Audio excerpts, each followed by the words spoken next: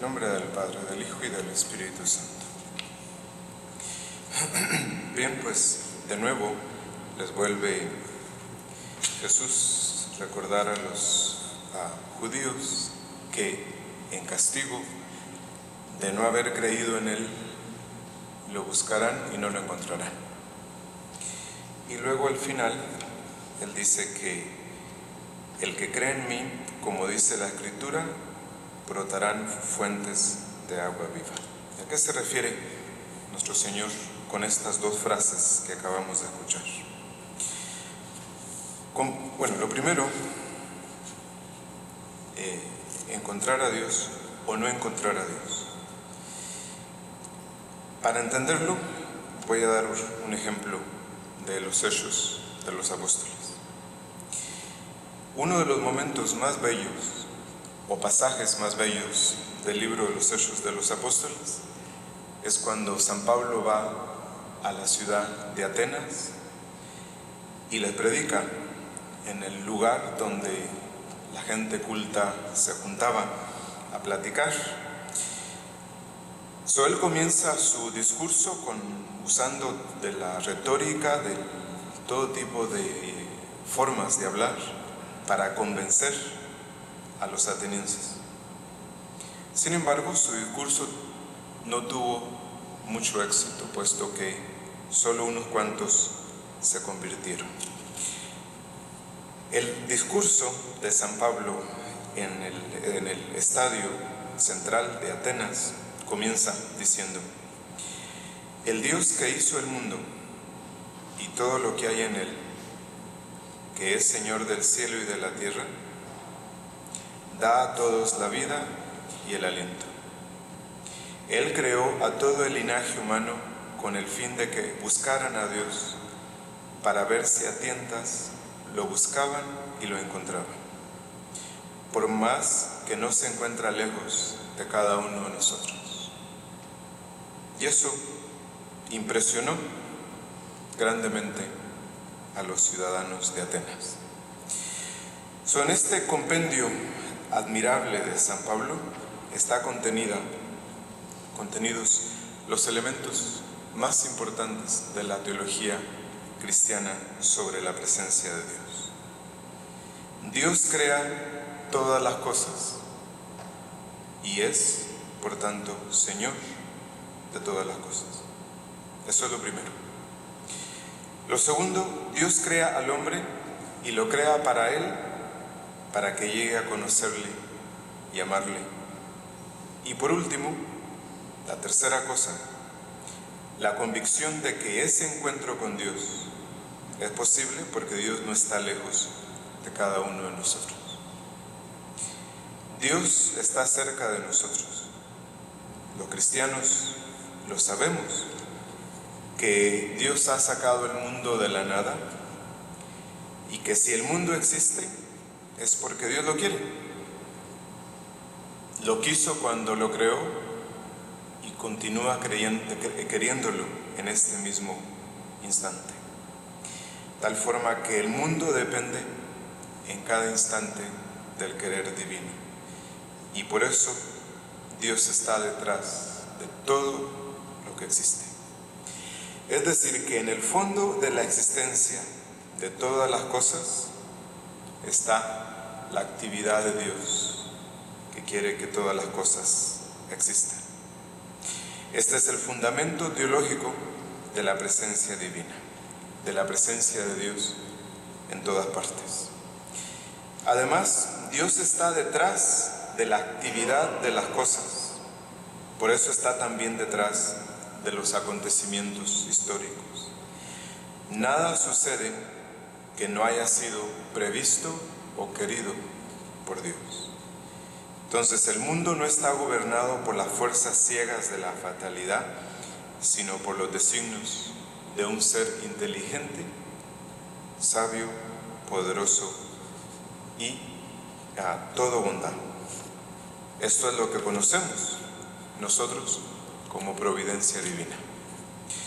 Entonces, estas dos convicciones de que Dios está presente en todas las cosas, que es lo que conocemos como omnipresencia,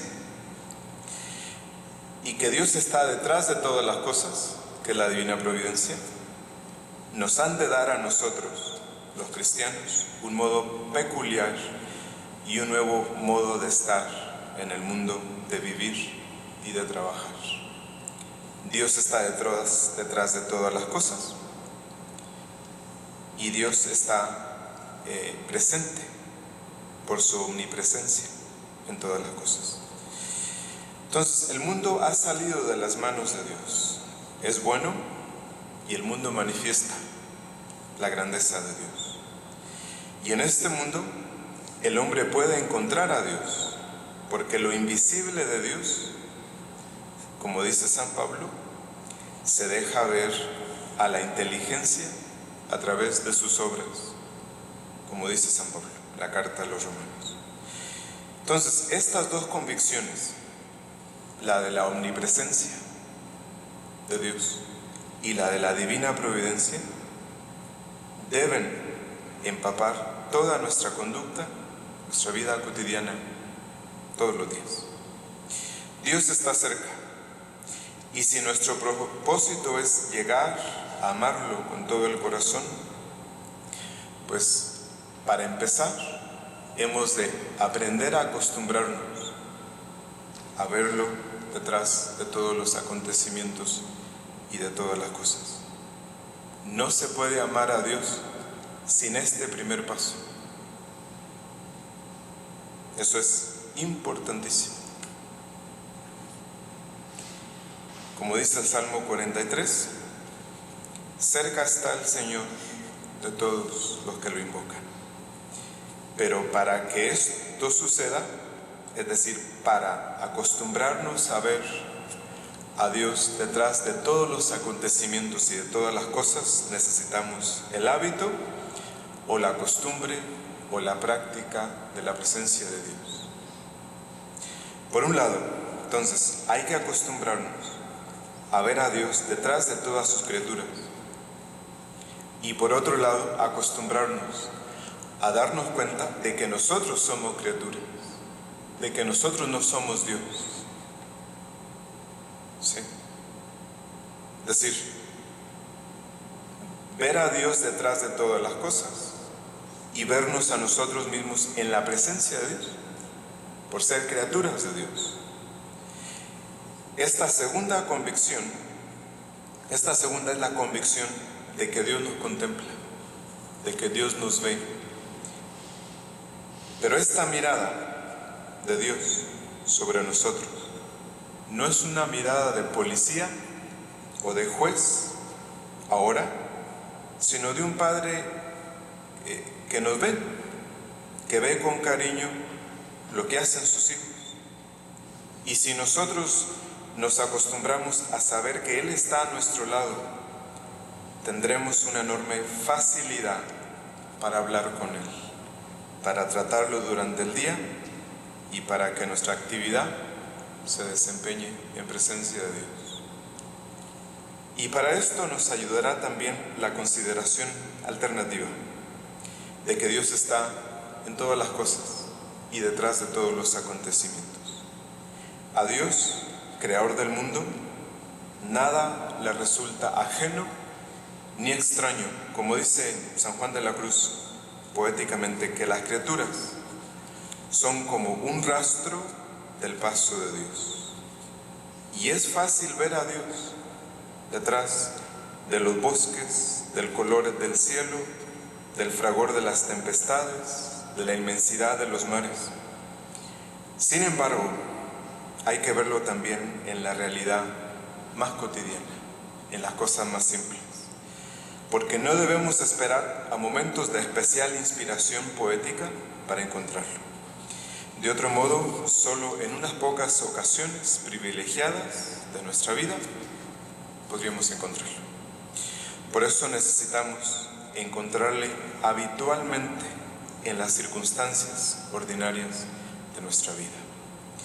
Tener una relación frecuente con Él es lo que nos permite ir avanzando poco a poco en este camino que lleva a poderlo amar cada vez más. Y como decíamos, para que esto suceda, es necesario crear la costumbre o el hábito o la práctica, repitiendo actos, volviendo una y otra vez a esas dos convicciones fundamentales, que Dios nos ve y que Dios está detrás de todas las cosas y de todos los acontecimientos. Muchos quizás de ustedes se preguntarán, ¿cómo es posible podernos acordar de Dios todo el día? Pues la solución ha existido en la iglesia por siglos, y la solución es recitar muchas veces durante el día pequeñas oraciones, peticiones, exclamaciones, actos de amor, o lo que comúnmente conocemos como jaculatorias.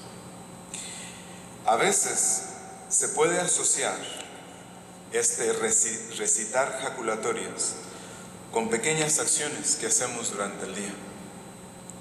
Por ejemplo, desde ya hace siglos se conoce eso de que cuando las mujeres se preguntaban por cuánto tiempo se tenía que cocer los huevos, y ya la gente sabía que un huevo cocido tiene que durar en el agua hirviendo por un periodo de 2 Padres Nuestros.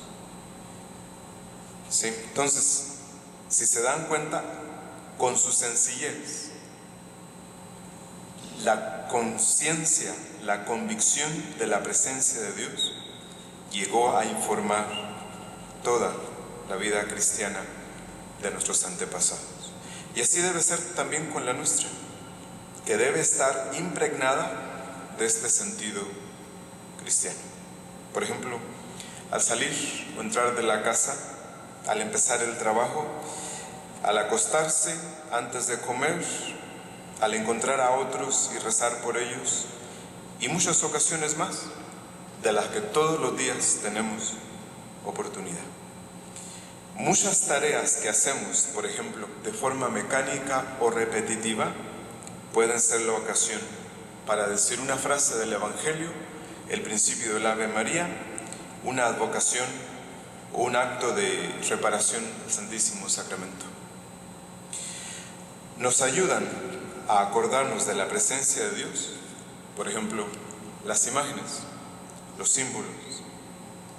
La cruz o una imagen de Nuestra Señora en una habitación no es solo el testimonio de la fe de quienes allí viven,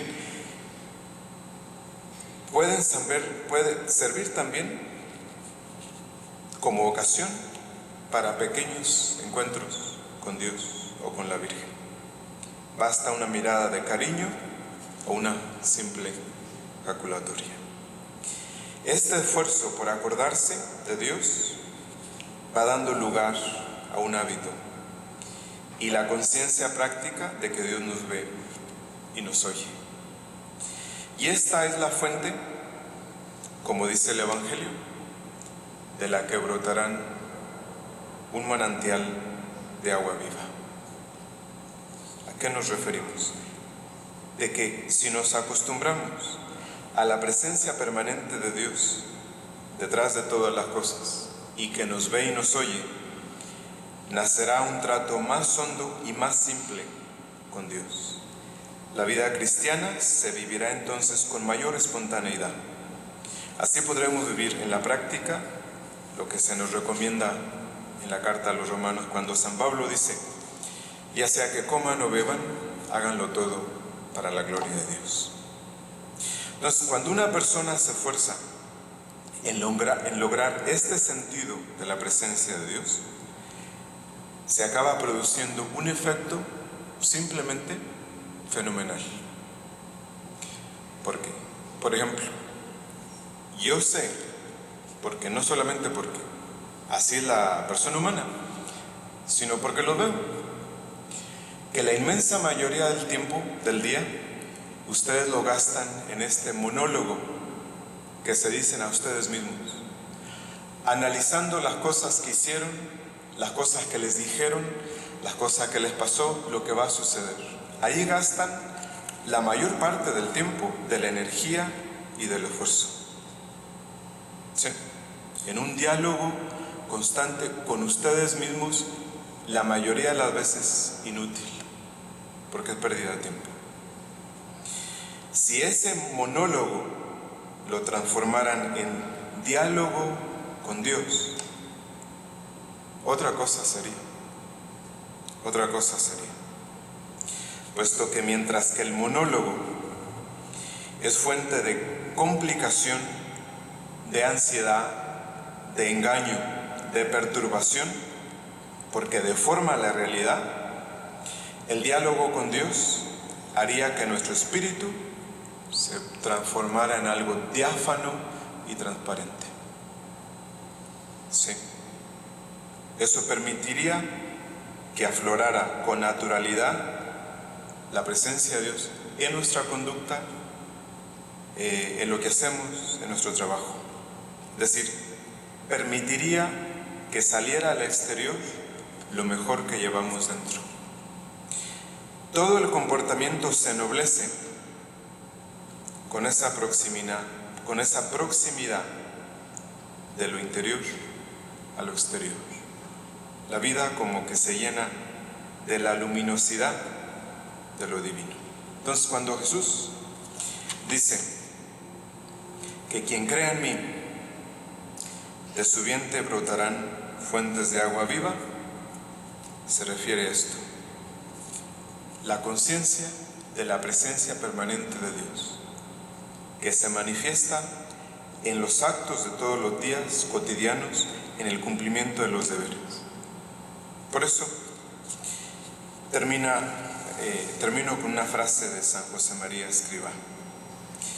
Dice: primero una ejaculatoria, y luego otra, y luego otra, hasta que las palabras resulten pobres y se deje paso a la intimidad con el Señor, en un mirar a Dios sin descanso y sin cansancio.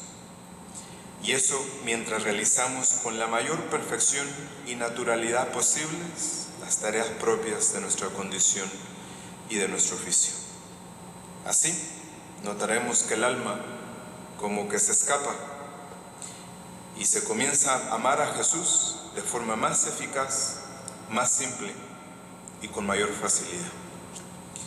En nombre del Padre, del Hijo y del Espíritu Santo.